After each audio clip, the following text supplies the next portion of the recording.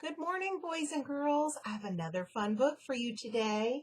It's called The Little House, and it's by Virginia Lee Burton. The Little House. Once upon a time, there was a little house way out in the country. She was a pretty little house, and she was strong and well built. The man who built her so well said, "This little house shall never be sold for gold or silver, and she will live to see our great-great-grandchildren's great-great-grandchildren living in her."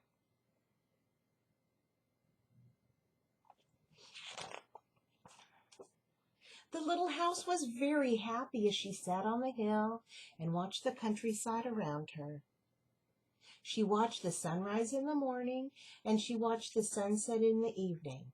Day followed day, each one a little different from the one before, but the little house stayed just the same.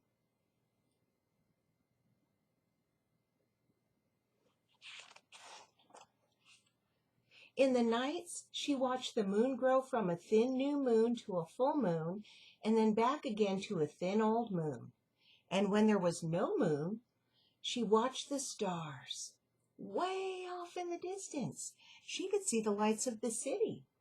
The little house was curious about the city and wondered what it would be like to live there.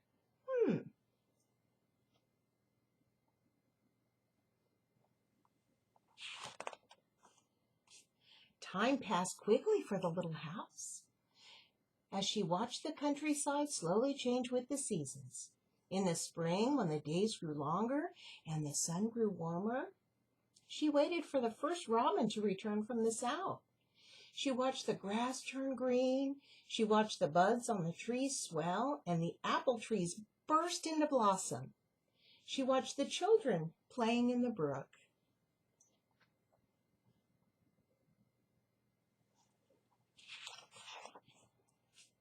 In the long summer days, she sat in the sun and watched the trees cover themselves with leaves and the white daisies cover the hill. She watched the gardens grow, and she watched the apples turn red and ripen. She watched the children swimming in the pool.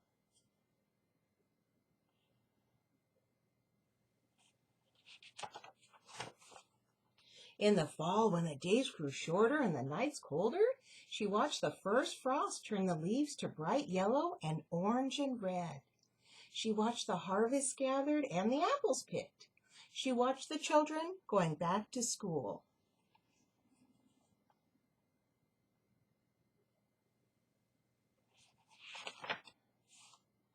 In the winter, when the nights were long and the days short, and the countryside covered with snow, she watched the children coasting and skating. Year followed year. The apple trees grew old, and new ones were planted. The children grew up and went away to the city. And now at night, the lights of the city seemed brighter and closer.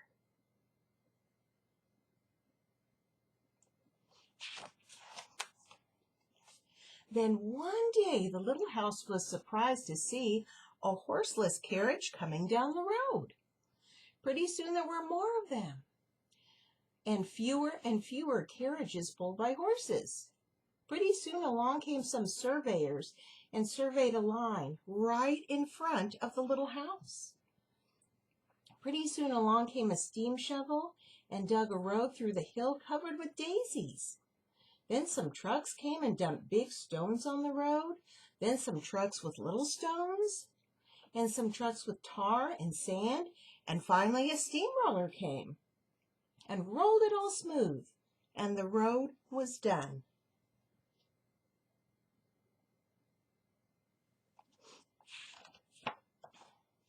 Now the little house watched the trucks and automobiles going back and forth to the city. Gasoline stations, roadside stands, and small houses followed the new road. Everyone and everything moved much faster now than before.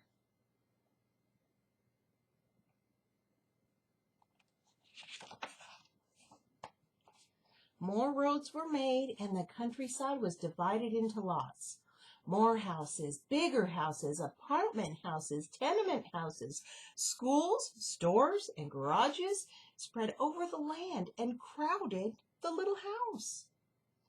No one wanted to live in her and take care of her anymore. She couldn't be sold for gold or silver, so she just stayed and watched.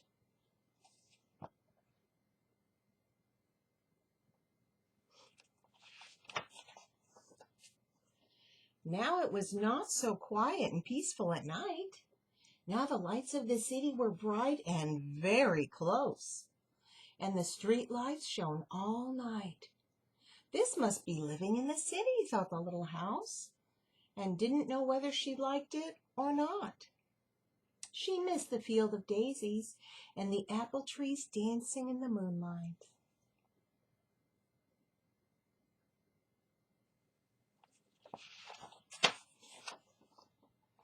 Pretty soon there were trolley cars going back and forth in front of the little house.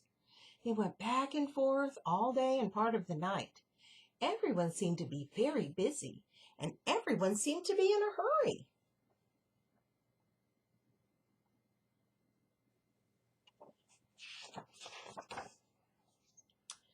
Pretty soon there was an elevated train going back and forth above the little house. The air was filled with dust and smoke, and the noise was so loud it shook the little house. Now she couldn't tell when spring came, or summer, or fall, or winter. It all seemed about the same. Do you see her?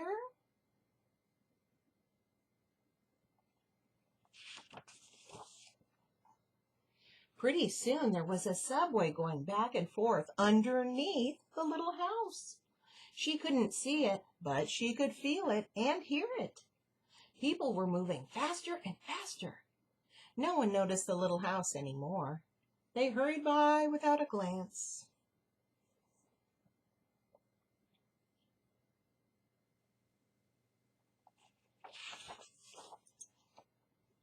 Pretty soon they tore down the apartment houses and tenement houses around the little house and started digging big cellars, one on each side. The steam shovels dug down on 3 stories on one side and 4 stories on the other side. Pretty soon they started building up. They built up 25 stories on one side and 35 on the other side. Whew, that is tall.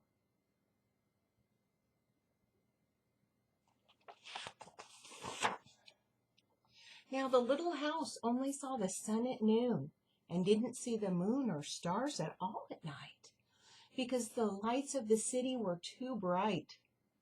She didn't like living in the city. At night she used to dream of the country and the field of daisies and the apple trees dancing in the moonlight. The little house was very sad and lonely. Her paint cracked and dirty, her windows were broken, and her shutters hung crookedly. She looked shabby, though she was just as good a house as ever underneath.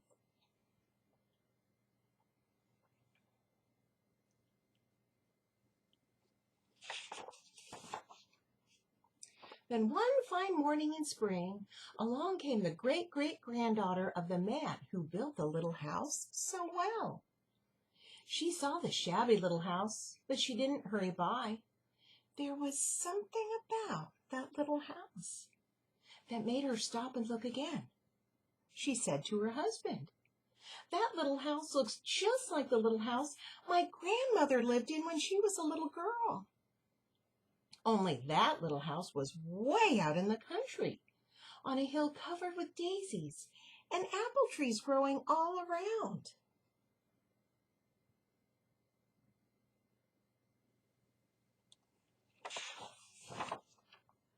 They found out it was the very same house.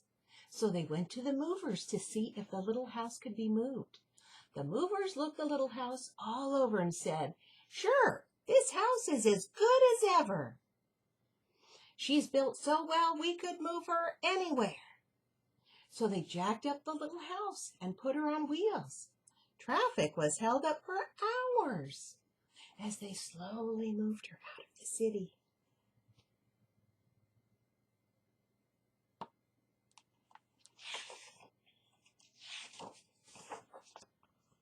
first, the little house was frightened, but after she got used to it, she rather liked it.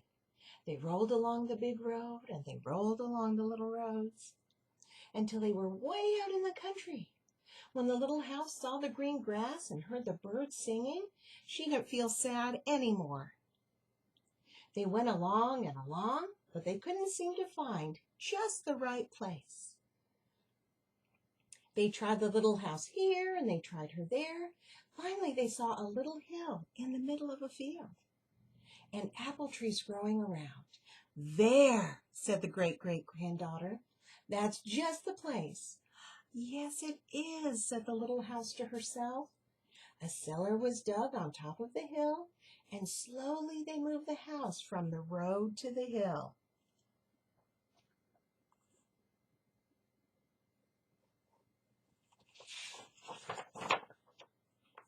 The windows and shutters were fixed, and once again they painted her a lovely shade of pink.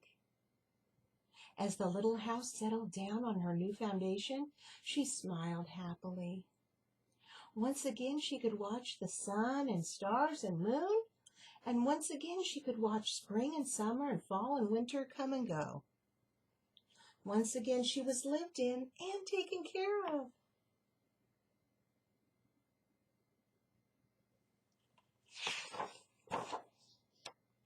Never again would she be curious about the city. Never again would she want to live there. The stars twinkled above her. The new moon was coming up. It was spring. And it was quiet and peaceful in the country. And that was the end of our story to start your day, The Little House. I hope you enjoyed that. That was one of my favorites when I was little. And I have my friend here, Little Nipper, who wants to say, have a good day today and have a good morning. Have a good morning. Have a good morning. And we'll see you tomorrow. Bye-bye.